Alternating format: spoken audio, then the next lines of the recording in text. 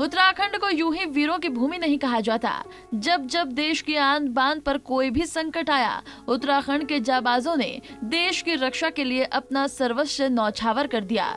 यही वजह है कि जब भी सैनिकों की शहादत को याद किया जाता है तो उत्तराखंड के वीरों के अदम्य साहस के किस्से हर किसी की जुबान पर होते हैं।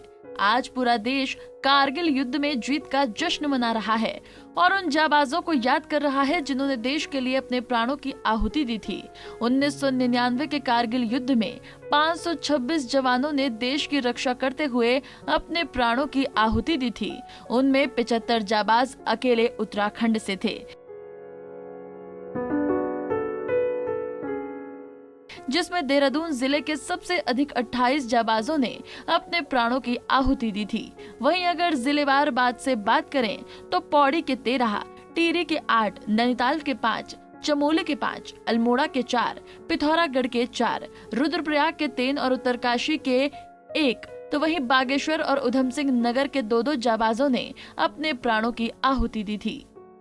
इसमें 37 जवान ऐसे थे जिन्हें युद्ध के बाद उनकी बहादुरी के लिए महावीर चक्र, वीर चक्र से लेकर मैन इन डिस्पैच पुरस्कार से नवाजा गया।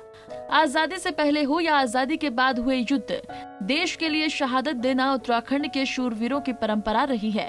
कारगिल युद्ध में भी उत्तराखंड के वीरों ने हर मोर्चे पर अपने युद्ध कौशल का परिचय देते हुए दुश्मनों के छक्के छुड़ाए थे।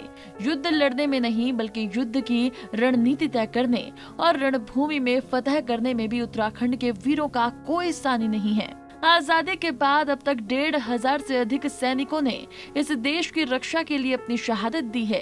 किसी माँ ने अपना बेटा खोया, किसी पत्नी ने पति और कई घर उजड़ गए। फिर भी ना देशभक्ति का जज्बा कम हुआ और ना ही देश के दुश्मन को उखाड़ फेंकने का साहस। वर्तमान में भी सूबे के हजारों लाल सरहद की निगहबानी के लिए मुस्तैद हैं। Bureau report, Punjab Kesari TV.